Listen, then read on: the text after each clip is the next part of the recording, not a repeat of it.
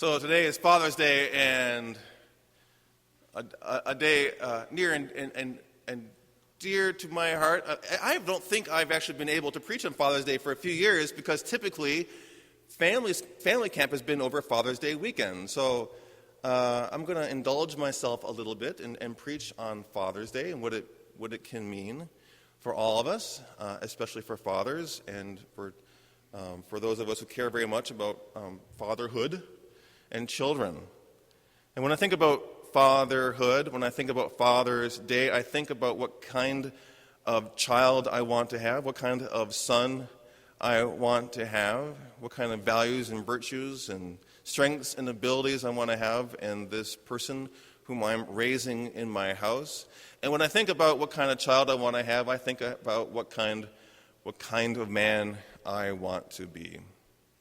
Certainly, I want to have a son who is, amongst other things, strong and courageous, someone who is moral, who has vision, who is resilient, and who has empathy. I think all of us want these kinds of qualities for all of our children, whether they be boys or girls, whether we be fathers or mothers or grandparents, or those of us just in the community who care very much about children. We want to have children who are courageous, children who are empathetic.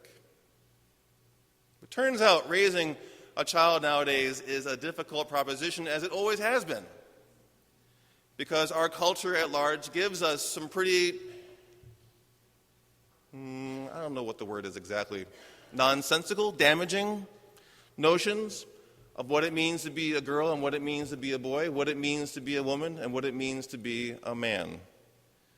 There's been a lot of discussion over the decades about the false notions that we give girls about what it means to be a woman. Ask any parent, and things have gotten worse actually in many people's opinions. Ask any parent who has a small girl about how difficult it is to find clothing that is appropriate for small girls, that does not sexualize small girls at far too early an age. We turn our girls into young women way too quickly. It's a real problem. We expect girls to be feminine in all ways, even in their early childhood. It is a disturbing fact that leads many women to feel insecure and leads them ultimately to forms of depression that they carry with them through their whole lives. But this morning I want to focus on boys, in part because I have one, and because boyhood is on my mind, especially in the last few days. What does it mean to be a boy? I found this quote from an article online, and if you're interested in the article, I can give you the reference after worship. I can forward you the link. It does contain some swear words. I won't read those in church, but I found this quote from an article that said, "The three most destructive words that every man receives when he is a boy is when he's told to be a man," says Joe Ehrman, coach and former NFL player. No wimp. The three most destructive words that every man receives when he's a boy is to be told, be a man. What's wrong with that? What is it about our notions of manhood which is so destructive? According to this article, and I think you can find these references any number of places, men live comparatively shorter lifespans than women. Men are much more likely to suffer from the effects of alcoholism and drug addiction. Men suffer from workaholism. They gain their identities to work and work all the time. Men are much more likely to be violent. Something 90+% of all imprisoned Americans are men. Men suffer a kind of spiritual death before they die. Many men are traumatized, disassociated, and unknowingly depressed. Where does this all come from? Why is it that our notions of what it means to be a man are literally killing us, men, and leading us to a kind of spiritual death before we die? Well, according to this article, and I think to many child psychologists, it all begins in infancy. And it turns out that parents, we treat boys and girls, little baby boys and girls, toddler boys and girls differently. Boys and girls of young ages are essentially the same. They both need to be held, they both need to be loved, they both need to be coddled and played with and cared for with love and care and gentleness. They're essentially the same. And if any differences exist, quote, little boys are, in fact, slightly more sensitive and expressive than little girls.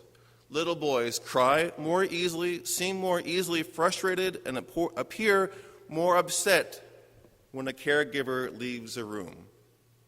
If any of you have had both a girl and a boy, you may have seen this yourself. Boys are a little bit more emotionally fragile. And yet, despite being more emotionally fragile, and despite the fact that little boys' emotional lives take longer to develop than little girls' emotional lives, and especially their verbal skills and their ability to articulate what they're feeling, which is a key part of development, we adults treat little boys as though they're tougher than little girls. And we assume that the behavior of little boys comes from a different place. They did a study of 204 adults where they were shown a video of the same baby crying, and the adults were given different information as to the baby's gender. They judged the female baby to be scared, while the male baby was described as angry. See? If we see a little baby or a little toddler crying and upset, and it's a girl, we think she's scared, and when she's scared, what do you do with a scared child? You comfort her, right? You comfort her. What do you do when you see an angry little child? You reprimand him. So here we have these vulnerable, emotionally fragile little boys out there in the world who are scared just the way little girls are, maybe even more so, and we reprimand them. From the moment of birth, boys are spoken to less than girls, comforted less, and nurtured less. They are told to control their emotions and are tacitly instructed to ignore or downplay their emotional needs and wants. Parents of both sexes are more punitive towards boys. The article goes on, but I think the point is clear. From an early age, we damage boys by expecting them to be men. And what we've effectively done, we've taken an important part of what it means to be a human being, that is, our emotional lives, our fears, and we tell little boys to cut that off, to turn that off, to ignore that, to suppress that, to not communicate that. What happens when you, as a boy, grow up unable to articulate and understand basic human emotions like fear and sadness and vulnerability? Alcohol, drugs, violence, and a shorter lifespan.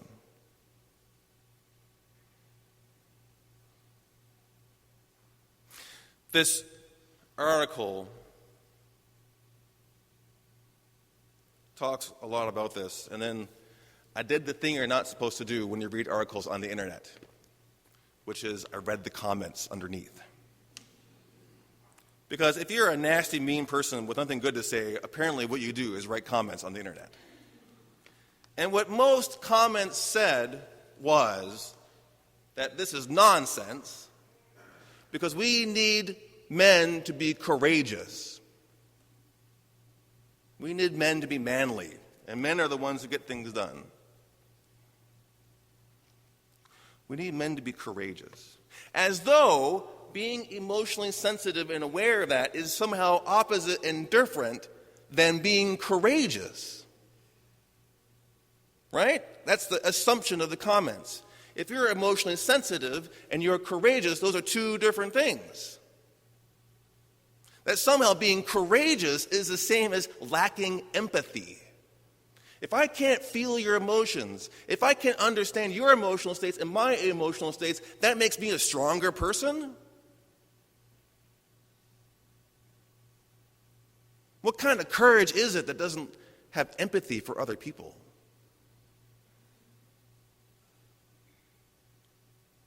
It's like saying to somebody, if you would just close your eyes, you could see better. If you would just stop up your ears, you could hear better. You'd be a stronger person. No, we need to be able to see the emotions of ourselves and other people.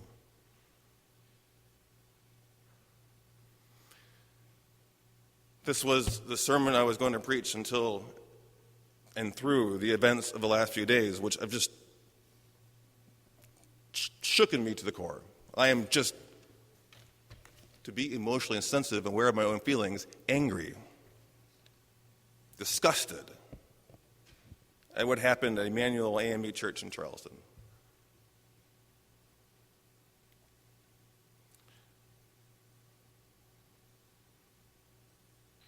Who is this?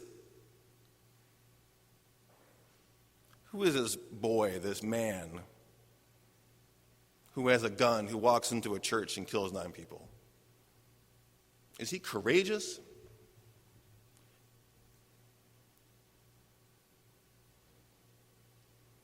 What kind of demons inhabit his soul? Who put them there? Who told him what it means to be a man?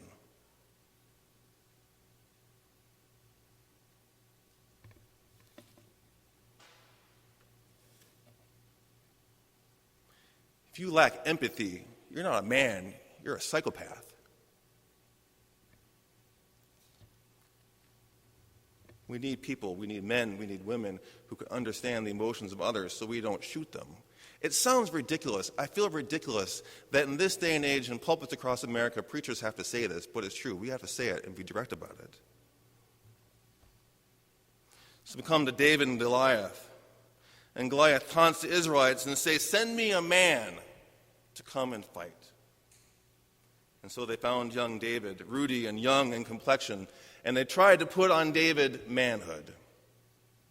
They tried to put on him the armor of a man, the sword of a man, heavy and burdensome. And it didn't fit him. Remember that part of the story? It didn't fit him. It weighed him down. He couldn't walk anymore. It was too heavy a burden to carry. These burdens that we put on boys to be men, it's too heavy, it's too much. And yet young David knew that if he would rely upon the resources he already have, his experience of being a shepherd, that he could rise to the challenge and act with genuine courage to threats that were confronting his community. Our boys can be strong, and they can be courageous without weighing them down with this false masculinity. And so young David picks up the tools available to him, and he slays the giant.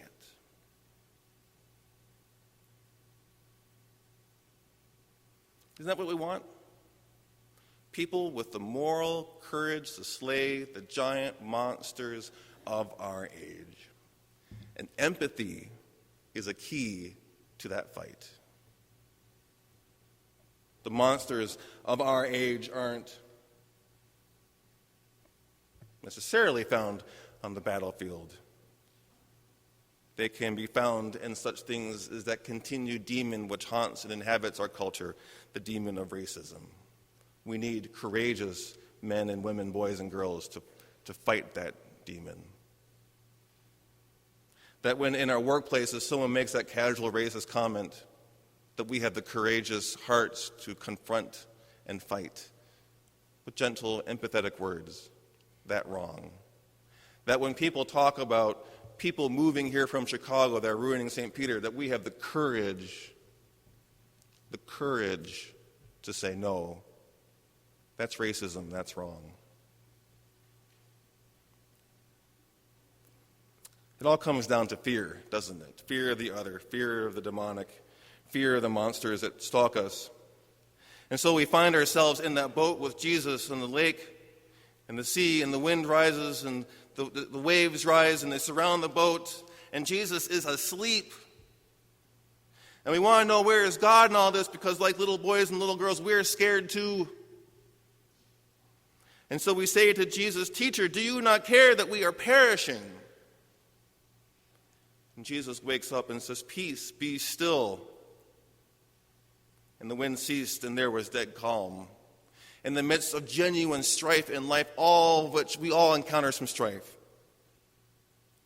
the answer is Jesus.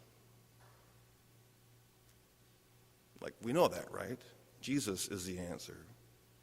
And when Jesus says to his disciples, struck me as so odd at first, especially given what I wanted to say about boys and being in touch with their fears. Jesus says to them, "Why are you afraid?"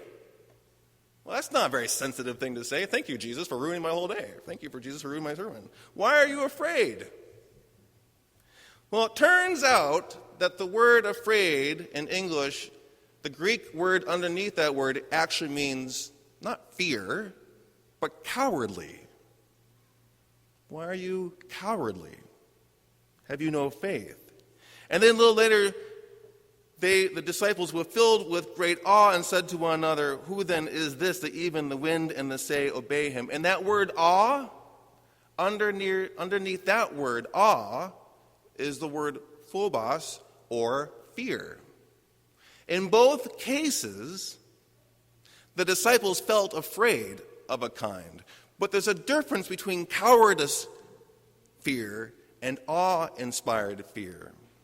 And what Jesus wants us to do isn't to stop being afraid, but to understand that we don't have to be cowards in our fear, that we can have faith because God is with us. And even though we're afraid and aware of our fear, we can act with strength because God is with us. I say to my son all the time, being brave doesn't mean you're not afraid. It just means doing the right thing, even though you're afraid. Do you see the difference? So we're all afraid.